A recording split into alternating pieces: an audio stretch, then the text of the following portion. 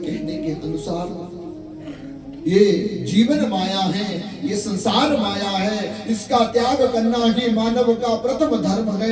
इस प्रकार की शिक्षा जब आत्मदेव को मिली तो जंगलों में चला जाता है और जंगलों में जाकर के अब संतों की सेवा करता हुआ अपने जीवन का गुजारा करने लगा और अंत में मोक्ष की प्राप्ति कर ली।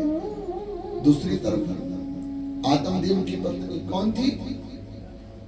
आत्मदेव की पत्नी कौन थी? इस प्रकार कथा सुनने का लाभ नहीं मिलता, कथा याद भी रहनी चाहिए। आत्मदेव की पत्नी का नाम था धुंधली, पुत्र का नाम था धुंधुकारी। अब घर में धुंधुकारी और धुंधली रहने लगे। समय की बात, पिता की मृत्यु हो गई है। गोकर्ण अपने गुरु पाठशाला में पढ़ता है। घर में दोनों माता पुत्र रहने लगे और धुंधुकारी माया के जाल में फंस करके मदिरा पीता, जुआ खेलता, पर स्त्री का गमन करता और रात को नशे में धूत होकर के अपने घर में आता। अगर मिल जाता तो लोगों के यहाँ चोरी कर करके मदिरा का पान कर लेता, जुआ खेल लेता, और अगर ना मिलता तो घर में जो आत्मदेव ने इकट्ठे सोने चांदी के बर्तन किए थे ना, उन सोने चांदी के बर्तनों को बेच बेच कर करके अपने जीवन की यश करने लगा। एक दिन की बात है, धोधे ने अपने पुत्र को समझाया, पुत्र तुम इस मदिरा का पान क्यों करते हो, जुआ क्यों खेलते हो, पर स्त्रियों के ऊपर क्यों नजर रखते हो, इससे तुम्हें अच्छा नहीं होगा।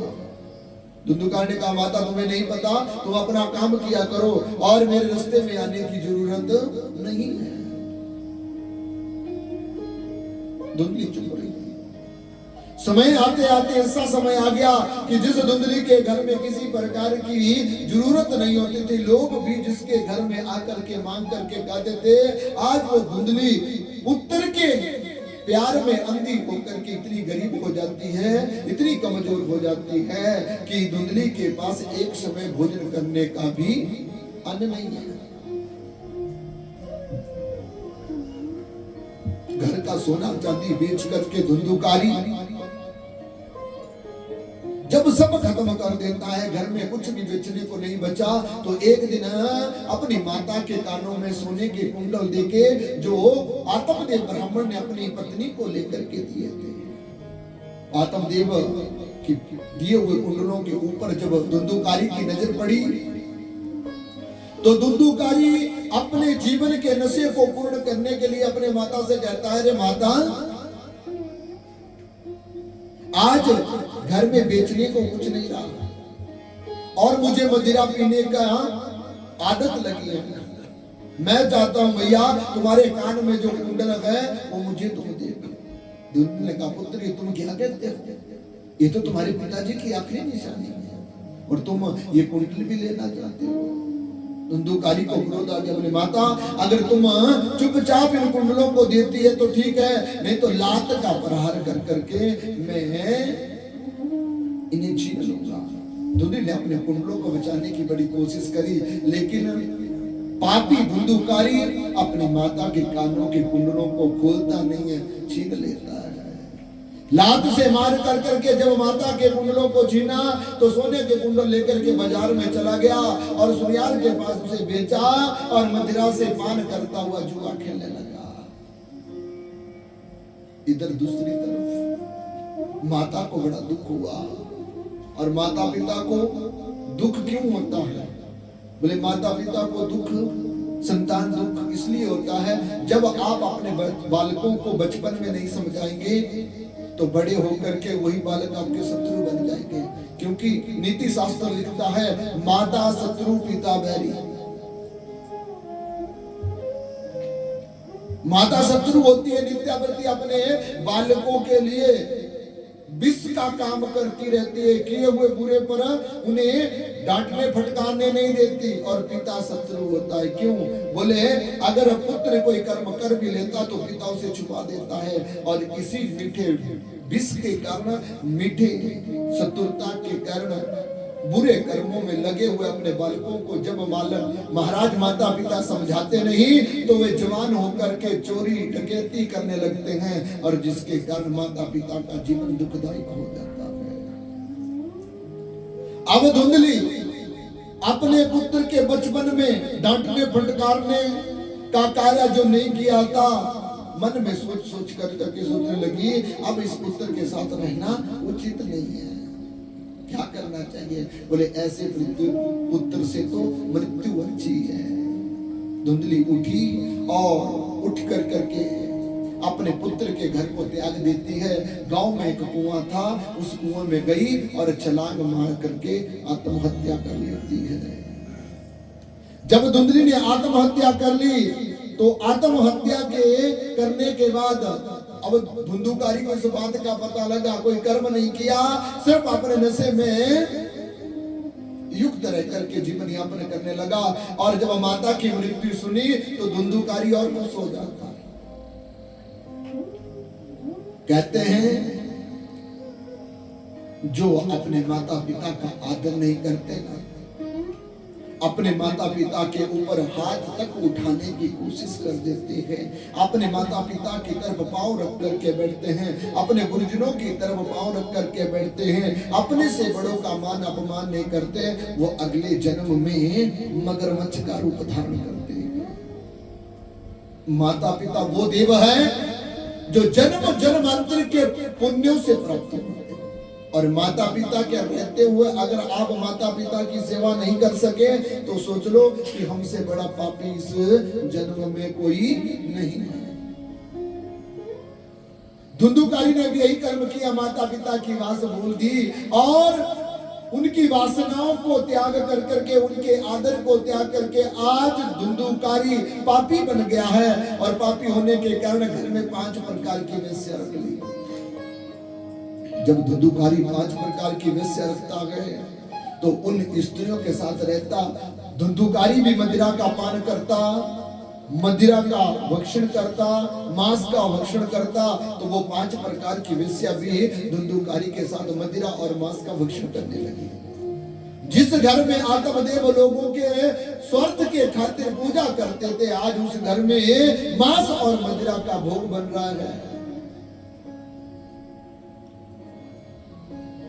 समय आने पर एक दिन मदिरा के नशे में युक्त होकर के धुंधुकारी के सामने उन वेश्यों ने कह दिया, बोले महाराज हम दूसरों की स्त्रियों के यहाँ सोने चांदी के सुंदर आभूषण देखती हैं, सुंदर सुंदर साड़ियां देखती हैं, लोगों के पति सुंदर साड़ियां ला करके उन्हें हर महीने ला करके देते हैं, लेकिन तुम तो नशे में धूत रह करके अपनी पत्नियों का वास भी नहीं कर सकते, तुम्हें ध्यान ही नहीं होता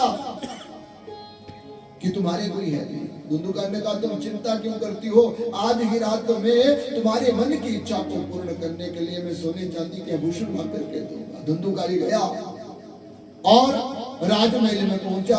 रात के समय में राजमहल के सोने चांदी के आभूषणों को चोरी कर लिया, वस्त्रों को चोरी किया और सुबह होते ही चोरी की हुई गठड़ी ला करके उन अपनी 5 वेश्यों के पास रख देता है। सोने चांदी के आभूषण देख करके, सुंदर सुंदर साड़ियां देख करके 5 वेश्या खुश तो हो गई, लेकिन उसमें से एक ने कहा, बोले महाराज लगता है धुंधुकारी ने चोरी करी है। क्यों? बोले ये आभूषणों से महसूस हो रहा है ये आभूषण राजमहल के। 5 वेश्या ने वो सोना चांदी आपस में बांट लिया, साड़ी आपस में बांट ली और इधर धुंधुकारी की बड़ी सेवा होने लगी। खूब मदिरा ला करके पत्नियां पिला रही है, मांस बना करके खिला रही है। उधर विचार किया उन पत्नियों ने, वेश्यों ने, कि जो चोरी कर करके आया है एक दिन वो चोरी करता करता पकड़ा जाएगा और चोरी कर करके पकड़ करके वो तो जेल में जाएगा ही जाएगा, साथ में हमें भी जाना पड़ेगा। क्योंकि शास्त्र कहता है मदिरा पीने वाला बुरा नहीं, लेकिन मदिरा पिलाने वाला और मदिरा पीने वाले की संगत करने वाला बुरा है। जो ला करके दे और उनके साथ रहे वो उससे बड़ा पापी है। तो वैश्यों ने मन ही मन में सोच लिया कि ये स्वयं तो चोरी कर करके जेल जाएगा ही जाएगा, हमारे सुखमय जीवन को भी अंधकार में डाल करके जेल में सड़ना पड़ेगा। बोले इससे पहले ही हमें कुछ ऐसा करना पड़े, ना बांस रहना बांसुरी बजे, ना चोर रहे ना चोरी का पता चले। जब ऐसा मन में सोचा तो एक रात में उन पांचों वेश्यों ने निश्चय कर लिया कि हम धुंधुकारी को ही मौत के घाट उतार देंगे।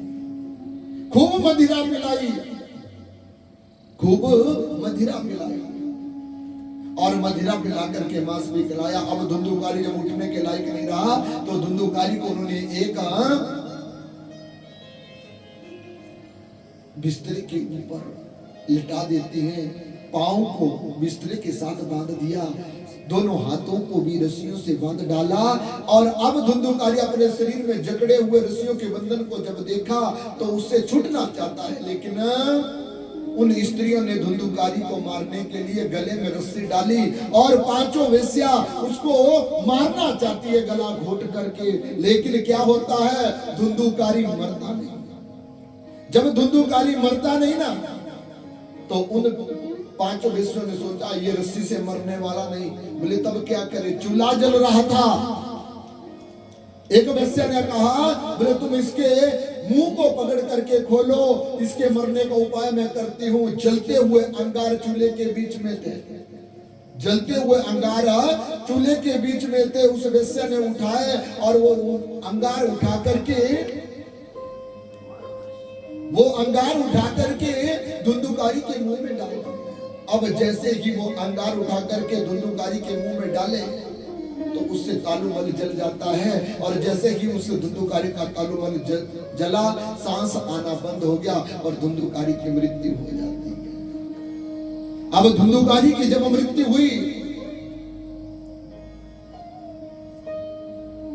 तो वेश्या चोर को मारने में तो कामयाब हो गई, लेकिन अब इसके शरीर को कहां दफन करें। तो उन वेश्या ने क्या कहा, बोले हम तो इस घर में रहने वाली नहीं, इसलिए घर के अंदर खड्डा खोदा और खड्डे के बीच में उस धुंधुकारी को दफन कर देती है। और जब कोई लोग गांव का आता पूछते धुंधुकारी कहाँ है, आजकल दिखाई नहीं देता, तो वेश्या झूठ कह देती, बोले धुंधुकारी कहीं बाहर गया है, कुछ दिनों में वापस आएगा। ऐसा कह करके एक एक वेश्या अपने घर से निकलने लगी। यह वेश्या कौन है, ये वेश्या कौन है? ये वेश्या है मानव का लालच। ये वेश्या कौन है? ये है मानव का लोभ। ये वेश्या कौन है? मानव का अहंकार। ये वेश्या कौन है? मानव का दम। और ये वेश्या कौन है? मानव की मनोस्मृति का नष्ट होना। ये 5 प्रकार की जो कर्म इंद्रिया ज्ञान इंद्रिया है ना, इनके अंदर 5 प्रकार की स्त्रियां हमारे शरीर के अंदर रहती है, जो मानव को भगवत नाम का गुणगान करने नहीं देती। जब वेश्या अपने अपने घर को चली गई तो बहुत दिन के बाद गोकर्ण को इस बात का पता लगा कि मेरे भाई की मृत्यु हो गई। गोकर्ण ने मन ही मन में सोचा शायद उसका कर्म हुआ होगा, पिंडदान हुआ या ना हुआ। इसलिए गोकर्ण भगवान उठे और गया जी में चले जाते हैं। जब गया में गए तो उस जगह पर जाकर के उन्होंने श्राद्ध पिंडदान किया। श्राद्ध पिंडदान करने के बाद वो हरिद्वार आए, गंगा जल से स्नान किया, जल लेकर के वापस अपनी कुटिया में आते हैं। तो जब कुटिया में आया तो क्या देखा, बोले जिस घर में गुरु का मान नहीं होता, जिस घर में माता पिता का पूजन नहीं होता, जिस घर में गौ की पूजा नहीं होती, जिस घर में स्त्री का मान नहीं किया जाता, जिस घर में कंजका का पूजन नहीं होता, वो घर उजड़ जाता है। और गोकर्ण ने भी देखा कि पिता पुत्र के लालच में मर गया, माता पुत्र के स्नेह में मर गई, भाई धन के लालच में मर गया। आज मेरा घर उजड़ गया, आज मेरा घर उजड़ गया है। और उजड़े वो घर को जब देखा तो क्या देखा, आंगन में घर के छत के ऊपर घर के अंदर चारों तरफ घास लगी हुई है। गोकर्ण आया, सपनों के घर को फिर से सुंदर सजाने लगा। और जैसे ही सुंदर सजाने लगा तो सूत जी कहते स्वर्ग का दृश्य, घास को उखाड़ उखाड़ करके थक गया था, भोजन भी किसी ने बना करके खिलाए नहीं। गोकर्ण साय संध्या जैसे हुई तो अपने गुरु का स्मरण किया और पूजा करने लगे। जैसे पूजा करने लगे तो पूजा करते करते थक इतने गए थे कि उनका मन पूजा में भी नहीं लगता था। जब पूजा में भी मन नहीं लगा तो खाट घर के अंदर रखी हुई थी और उस खाट को उठाया, आंगन में लगा दिया और खाट के ऊपर स्वयं गोकर्ण भगवान जी तकिया लेकर के शयन करने लगे। जैसे ही तकिया लेकर के शयन करने लगे, निद्रा माता का आगमन हुआ। थोड़ी थोड़ी नींद आ रही थी। इतने में क्या होता है, क्या होता है, एक भयंकर काले रंग का पुरुष छाया बन करके आकाश मार्ग से अनेक प्रकार की आवाजें करने लगा। कभी गधा बन जाता, कभी भैंस की आवाज करता, कभी कुत्ते की आवाज, कभी बिल्ली की आवाज और कभी राक्षस बना करके गोकर्ण को डराने लगा। लेकिन कहते हैं जो गुरुओं की संगति में रहा हो वो डरता नहीं। साथ में करमंडल पड़ा था जल पात्र पीने के लिए और भयंकर ध्वनि को जब सुना तो गोकर्ण डरा नहीं, नींद खुल गई। जैसे ही नींद खुली तो काली छाया को देखा। काली छाया गोकर्ण की तरफ आ रही है लेकिन वो गोकर्ण को छू तक नहीं सकी। गोकर्ण ने उस काली छाया से पूछा, रे तू कौन है, पापी है या कोई पिशाच है या कोई तू भूत का रूप लेकर के आया। अब वो छाया मुझे बोल नहीं सकती। गोकर्ण ने करमंडल में से जल लिया और अपने गुरु मंत्र से अभिमंत्रित किया और जल लेकर के उस काली छाया के ऊपर फेंक दिया। अब वो काली छाया रूप नहीं बदल सकी, एक भयंकर पुरुष के रूप में एक जगह स्तंभित हो गई। और जब एक जगह स्तंभित हुई तो गोकर्ण ने पूछा, तुम कौन है? छाया ने इशारा किया, मैं बोल नहीं सकता, क्योंकि बोलने के लिए मुख नहीं था।